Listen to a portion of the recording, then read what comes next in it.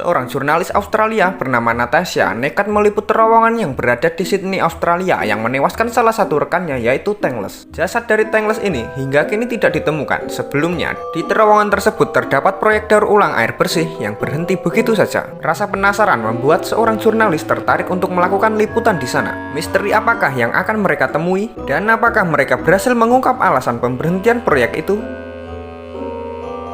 Ya, halo guys, kembali lagi nih bersama Mimin di channel Kaum Rebahan. Sambil rebahan, sambil molat-molet, enaknya kita dengerin cerita toh.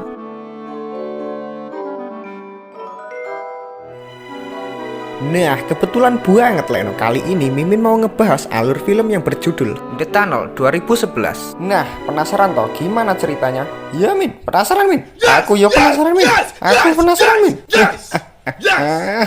Sudah kuduga. Kalau begitu, tonton video Mimin sampai selesai ya. Yowes, tanpa berlama lagi. So, langsung saja kita menuju ke... bentar deng.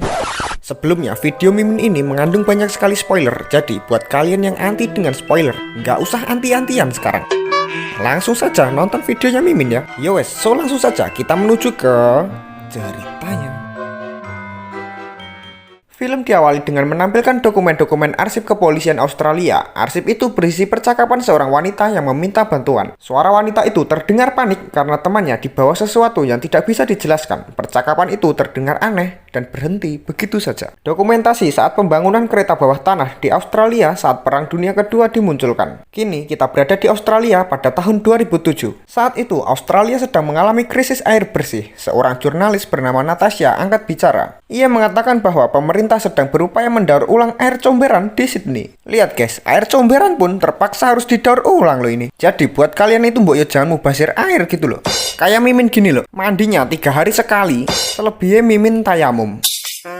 Air itu berada di bawah kereta bawah tanah yang sudah lama tidak digunakan. Proyek pemerintahan Australia itu membuat para gembel penghuni terowongan itu tergusur. Akan tetapi, seorang menteri tidak membetulkan hal tersebut. Seorang menteri mengaku tidak ada gembel yang menghuni tempat itu. Menteri itu juga berjanji, jika partainya menang, proyek akan segera dilanjutkan. Natasha bertanya-tanya kenapa proyek itu tiba-tiba berhenti. Kesaksian lain datang dari Steve. Steve ini adalah seorang kameramen yang merupakan temannya Natasha. Steve juga memperkenalkan temannya yang bernama Tangles. Mereka berdualah yang setia menemani Natasha dalam mencari berita. Suatu ketika, Natasha ini melihat video segerombolan anak muda berada di terowongan sambil mencoret-coret tembok menggunakan pilok. Natasha melihat kepanikan segerombolan anak muda tersebut saat mendengar suara aneh. Natasha penasaran dengan kejadian tersebut. Natasha pun lalu mengajak kedua rekannya untuk meliput di terowongan tersebut. Liputan dimulai dengan mencari informasi dari seorang menteri. Natasha bertanya mengenai keberadaan gembel penghuni terowongan itu. Namun menteri ini tidak menjawab, lalu meninggalkan mereka. Hari itu liputan Natasha tidak membuahkan hasil. Keesokan harinya, Natasha kembali meliput dengan membawa seorang gembel penghuni asli terowongan tersebut. Natasha lalu bertanya kenapa gembel tersebut tinggal di sana. Lalu gembel tersebut menjawab, lah kan sudah kodratnya menjadi gembel toh mbak. Nggak punya tempat tinggal lah kita ini. Bener juga ya. Tetapi saat Natasha bertanya kemana perginya teman-teman mereka yang lain, gembel tersebut tiba-tiba menjadi sedih karena dia gembel. Nggak boleh kejam gitulah. Karena teman-temannya yang lain hilang entah kemana. Natasha semakin penasaran dengan apa yang terjadi kepada gembel-gembel itu. Namun tiba-tiba, gembel itu meneteskan air matanya dan histeris seakan terjadi sesuatu. Natasha pun menghentikan liputannya dan menyimpulkan ada kejanggalan terkait terowongan itu dan memutuskan meliput langsung ke terowongan itu bersama dua rekannya. Agar mudah melakukan liputan, Natasha menelepon seorang temannya yang bekerja di Pemda untuk membantunya memperoleh izin meliput di sana. Namun Natasha ini memperoleh penolakan karena pemerintah telah menutup proyek terowongan itu. Ia kembali menemui temannya bernama Peter untuk melakukan liputan nanti malam di terowongan. Dengan membawa peralatan yang diperlukan, mereka menuju stasiun bawah tanah. Namun, satpam yang sedang berjaga melarang mereka untuk masuk karena mereka ini tidak membawa surat izin. Natasha lalu menyogok satpam itu dengan sejumlah uang. Namun, satpam itu tidak tersogok. Dengan sogokan itu, satpam pun mengusir mereka. Mereka akhirnya menggunakan jalur lain, yaitu jalur utama pintu masuk menuju terowongan itu. Terdapat gembok di pintu itu, namun mereka mereka berhasil menerobos melalui celah di bawah gembok. Mereka mulai berjalan menuju penampungan air yang berada di underground. Semakin ke dalam, jalan semakin gelap. Mereka menemukan tempat yang mereka rasa pernah menjadi tempat persembunyian saat Perang Dunia. Natasha menemukan sebuah kamar yang dia rasa adalah kamar dari para gembel tersebut. Namun, tak seorang gembel pun berada di sana. Natasha mengatakan bahwa pemerintah telah berbohong bahwa terowongan itu tidak pernah dihuni para gembel. Mereka kemudian melanjutkan perjalanan menuju tempat penampungan air. Mereka kagum dengan penampungan itu yang terlihat sangat besar, lalu mengabdikannya dengan melakukan liputan di tempat itu. Saat melakukan rekaman, Tangles terganggu dengan suara-suara aneh yang terdengar di audionya. Lalu liputan selanjutnya dilakukan di ruangan lonceng. Dulunya lonceng tersebut digunakan saat ada serangan ketika Perang Dunia Kedua. Natasha memegang sebuah pemukul besi dan mencoba membunyikan lonceng tersebut. Karena suaranya dihasilkan terlalu kencang, Tangles mencoba merekam dari ruang sebelah. Ketika percobaan kedua dilakukan, mereka terkejut. Tangles ditarik sesuatu dan menghilang entah kemana. Inilah rekaman mikrofon dari Tangles. Ratu Wajah Natasha menunjukkan ketraumaan akan liputan yang ia lakukan dulu. Mereka lalu kembali ke ruangan lonceng karena mengingat peralatannya masih di sana. Namun peralatan mereka tiba-tiba hilang begitu saja. Peralatan mereka yang hilang itu mereka abaikan dan fokus mencari Tangles. Steve lalu mempunyai inisiatif untuk mengecek ke penampungan. Tiba-tiba suara aneh terdengar oleh mereka. Tiba di suatu ruangan, mereka terkejut melihat banyak darah yang berceceran dan menempel di seluruh dinding dan menemukan senter yang dibawa oleh Tangles berada di sana.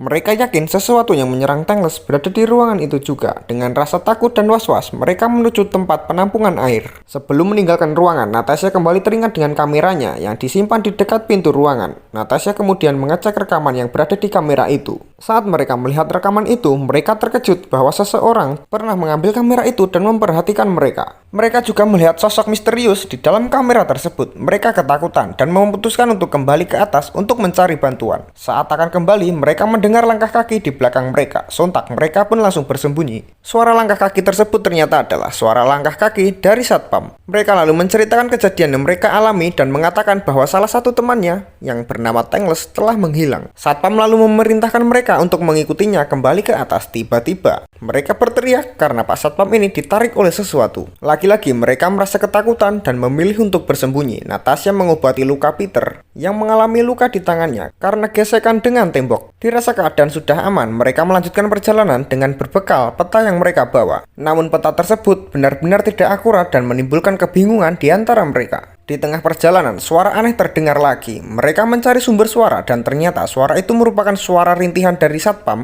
yang kehilangan matanya. Mereka sangat ketakutan untuk menolong satpam tersebut dan tiba-tiba sosok dari penghuni terowongan tersebut mematahkan leher dari Pak Satpam. Mereka berteriak sambil lari menjauh dari sosok misterius yang berusaha untuk mengejar mereka. Mereka berhasil selamat dan berada tepat di bawah terowongan jalan raya. Natasha berusaha meminta tolong tetapi usahanya sia-sia karena namanya itu Natasha, jadi sia-sia. Coba kalau namanya itu Nata berhasil, jadi berhasil. Nggak paham ya? Yowes, lupakan naik.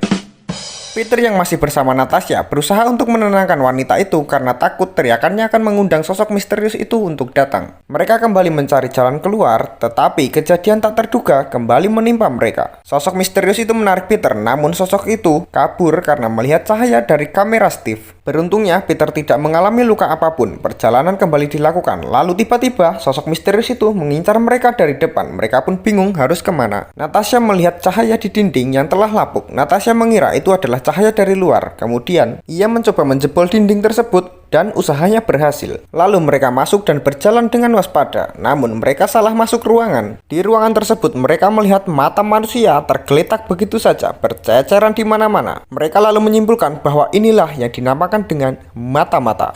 Mereka lalu menyimpulkan bahwa sosok itu mengincar mata manusia. Dari arah yang tak terduga, sosok misterius itu kembali menyerang Peter. Natasha lari sekencang-kencangnya dan membuatnya terpisah dengan rekan-rekannya. Natasha mendengar kereta bawah tanah yang bertanda ia telah dekat dengan pintu keluar. Natasha kemudian melanjutkan perjalanannya, tetapi ia malah ditangkap oleh sosok misterius itu. Sementara itu di tempat lain, Steve dan Peter ternyata selamat dan berusaha untuk mencari keberadaan dari Natasha. Natasha yang tertangkap oleh sosok misterius itu dibawa ke tempat penyimpanan air yang sepertinya tempat itu adalah tempat pembunuhan satpam tadi. Natasha lalu diceburkan ke penampungan air. Tak berselang lama, Steve dan Peter menghampiri Natasha. Sosok itu pun pergi. Peter menyuruh kedua temannya untuk segera kabur dan dia akan menghadapi makhluk itu sendirian. Steve dan Natasha menuruti perintah Peter. Mereka tiba di jalur kereta bawah tanah. Saat berada di jalur itu, mereka mendengar suara Peter yang berhasil lolos dari sosok itu. Mereka berdua lalu menghampiri Peter yang terluka parah. Mereka pun tiba di lorong kereta bawah tanah yang masih beroperasi. Melihat kepanikan 3 jurnalis tersebut, orang-orang yang berada di stasiun itu hanya melihatnya saja. Natasha lalu meminjam sebuah handphone untuk menghubungi polisi. Telepon itulah yang di awal video telah kita dengarkan, namun karena panggilan itu terdengar aneh dan terputus begitu saja. Peter yang mengalami luka yang sangat parah kini terdiam dan sekarat. Film berlanjut dengan penuturan dari Steve yang mengatakan bahwa pemerintah telah menyerah dengan kejadian yang berada di terowongan. Di sisi lain, Natasha menyesal telah mengajak rekan-rekannya untuk meliput di terowongan itu. Sementara itu, Peter dikabarkan telah meninggal dunia karena mengalami pendarahan yang hebat. Dari sinilah Natasha memutuskan untuk berhenti menjadi seorang jurnalis, sedangkan Tangles hingga kini tidak pernah ditemukan dan tidak pernah kembali. Dan lebih parahnya, polisi menutup kasus itu dan menutupi kejanggalan yang ada di terowongan tersebut. Hasil dari liputan 4 jurnalis itu hanya menjadi koleksi mereka saja karena media menolak untuk menayangkan liputan mereka.